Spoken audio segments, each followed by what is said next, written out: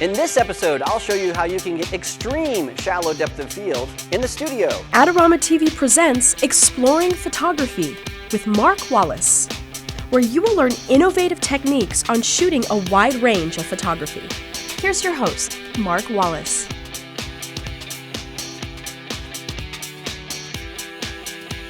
Hi everybody, welcome to another episode of Adorama TV. I'm Mark Wallace. Well, on our comments, and people have been writing in to askmark@adorama.com and asking me specifically about shooting in the studio with a wide open aperture of like 1.2, these huge aperture settings for extremely shallow depth of field. Now we did an episode 212, about using neutral density filters with studio strobes, but a lot of people have been following up saying, hey, I don't have a neutral density filter, I don't like using them because I can't see what I'm shooting. Is there a different way that I can take pictures using one of those extremely wide apertures, maybe a 1.4 or a 1.2 in the studio? Well, absolutely you can, and let me walk you through some of the problems that people have been having so you understand where we're going with this. So to start out with, let me introduce Casey here. Now, Casey is an awesome model, and I love because she has these really amazing freckles. And so what I want to do is get a really tight portrait shot of Casey that shows those freckles, and I want to use an extremely shallow depth of field because I love how her red hair accents her freckles, but I really want to focus on the freckles, so I want her hair to just sort of fall out of focus and get this really dreamy shot. Well, we need to use a very specific lens. I'm going to be using an 85mm 1.2 lens to do that, but let's talk about the light. I want to use a really large source of light, and so I have a 4x6 softbox here. Now here's the problem. When I meter, my meter tells me that the light is at 3.6. I want it to be metered at 1.2 with a wide open aperture. I can't take my power of my light down any farther. It's down as low as it will go, and I'm using my least powerful studio strobe. So what can I do? Well, what I could do is I could come over here to my strobe, and I could just take this guy here and move it way back, right? I can just get this guy way back here. I think I'm off screen, but you can sort of see that when I move it way back there like that, and then I meter my light, if my camera was over here, that actually meters right at 1.2, because we did that before we started taping to see how far back we would need to go. But you can see that it's just way over here.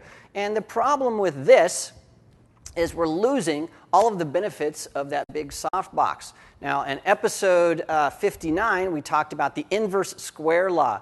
And the inverse square law, if you're not familiar with it, watch Digital Photography 1-on-1, episode 59. And it will show you that when you move your light back like that, it changes dramatically how the light falls off. And so we're just going to get just this big chunk of light that's very even. The contrast is going to be really low. It's not what I want.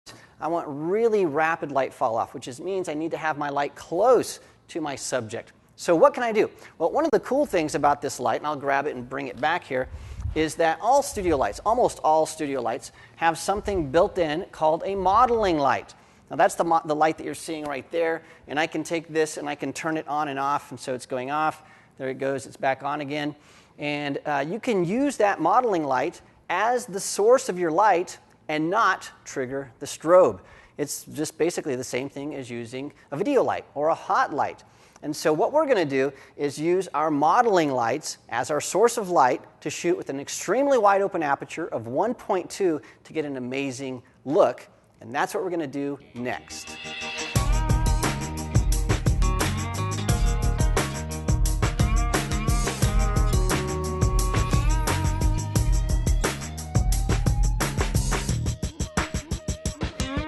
Well, to start with, let me show you this lighting setup. I have Casey here, and we're using basically two lights with a reflector, and our key light is this very large 4x6 softbox. You can see this is really large, and I have it horizontal like this because it's just wrapping light around Casey. Now, some of this light is going forward, hitting this reflector and bouncing back into the opposite side of her face. It's one of the things I love to do with a large softbox like this. We have a black seamless background right here, this paper. I want to make sure that Casey is separated from that background, so I have some light that's coming from a second light over here, and this is just a light with a 10-degree grid on it, and that allows us to separate our model from the background. And you can see it's very simple, a key light and a reflector that is for a fill. Now, what we really want to talk about, though, are the things you have to do to make sure that you get great pictures when you're shooting with really shallow depth of field. Now to do this, because we're shooting with ambient light, we're going to make all of our lights go off here, and then we're going to turn on this crazy light over here so you can see me, and I'll walk you through these things. Now, one of the things that's really important is obviously because we're shooting with our modeling lights, or if you're using hot lights, there's not strobes that overpower ambient light. So you have to make sure you turn off all the lights that you don't want to show up in your photos. And so when I took some of the earlier shots, we actually had all the lights turned off, not even these video lights, so I could see exactly what was going on. So make sure that you're aware of your ambient light, and you have to control that. You can't overpower it like you can with strobes. Well, the other thing that we're doing here is we have to meter our light, and so I'm using basic through-the-lens metering, just using the built-in light meter on my camera. Now what I did do, though, is I put my camera in manual mode, so I'm shooting in manual mode. I have my aperture set at f1.2 wide open, and then I just rolled my shutter to the appropriate shutter speed. Now you have to watch out when you're doing that with a setup like this, where we have a really dark background, because as you move your camera away from the background and you see more and more of that dark black background, or darkness if you're isolating light, it'll throw off the meter reading in your camera, because it's going to try to average up that gray to the black up to gray, and it will overexpose your photos. So make sure you dial in really close. I like to meter on my model's face, lock that in manual mode, then I can move around and it's not going to be thrown off by dark backgrounds. And so that's the best way to do it. Even better, use a light meter. We chose not to do that in this episode because not everybody has a light meter. Now, speaking of camera settings, another thing that's really important to pay attention to is your shutter speed. Again, in the studio, you're normally shooting with strobes, and you don't have to worry about shutter speed too much because the strobes are going to freeze motion.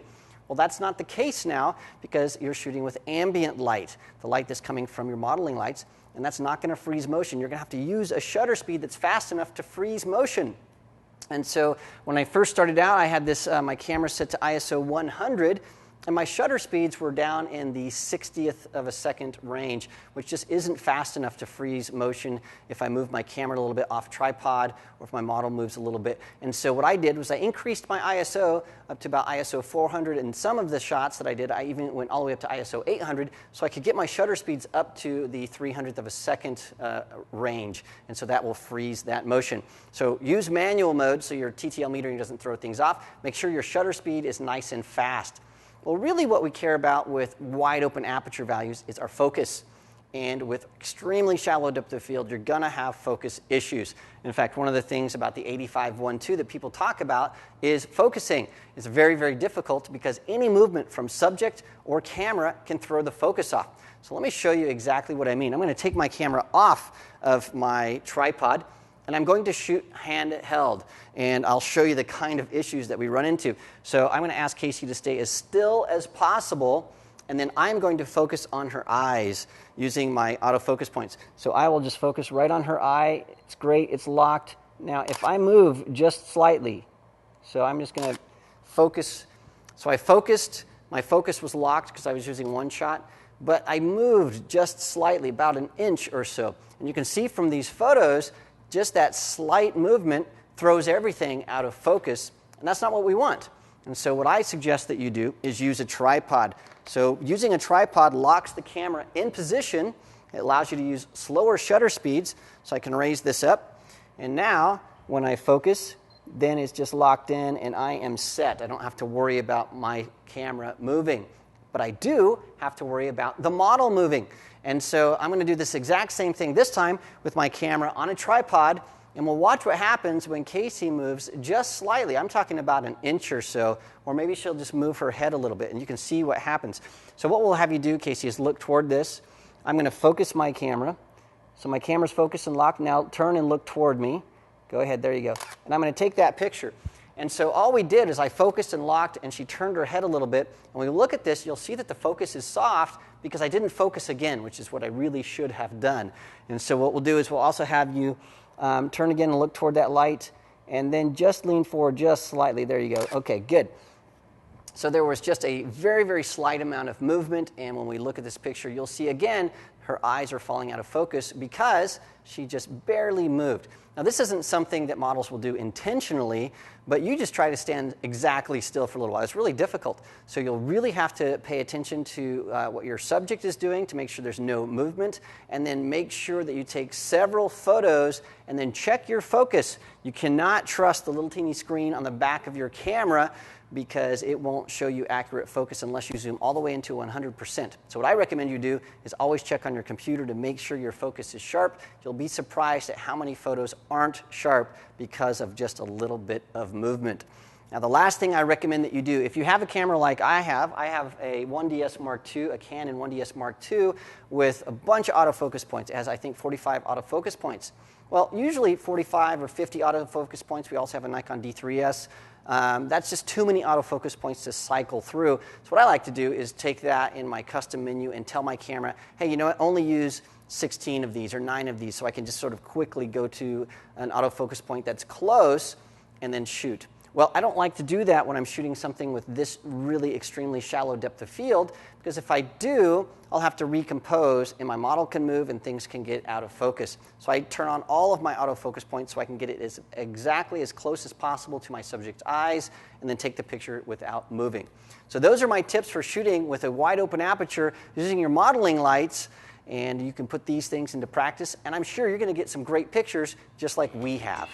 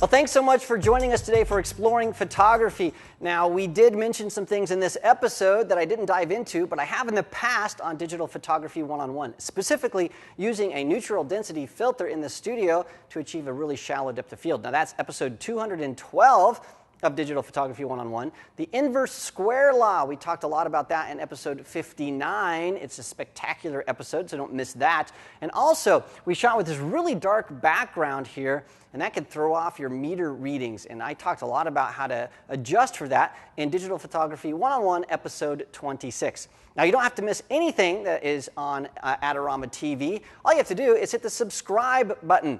I've done it. Casey's done it. You should do it too. Just hit the subscribe button so you don't miss a single thing. And for even more articles and information about photography and photography gear, zip over to the Adorama Learning Center. It is a spectacular resource and it's free, so why not do that? Well, thanks so much for being our awesome model today, and thank you again for joining us. I'll see you again next time.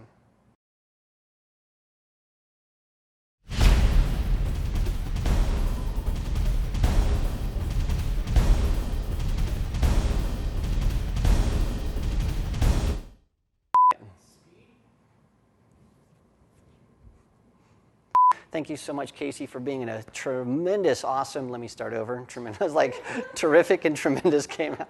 I love your face. And we dove in. Why not? I've subscribed. You've subscribed. Everybody should.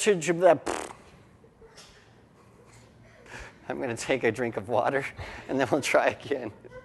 Adorama TV is brought to you by Adorama, your best source for the equipment and knowledge you need. For all the latest photography, video, and computer gear, visit Adorama.com. Place your order by 7 p.m. and it ships the same day. Plus, the next time you're in New York City, be sure to visit our store, located on 18th Street between 5th and 6th Avenue. Check out the Adorama Rental Company for professional cameras, lighting, computers, and more. We'll help you make the best selection to match your needs while giving you the knowledge to achieve the best outcome from your rental. Adorama is your complete solution for equipment, printing, training, and more. Adorama, more than a camera store.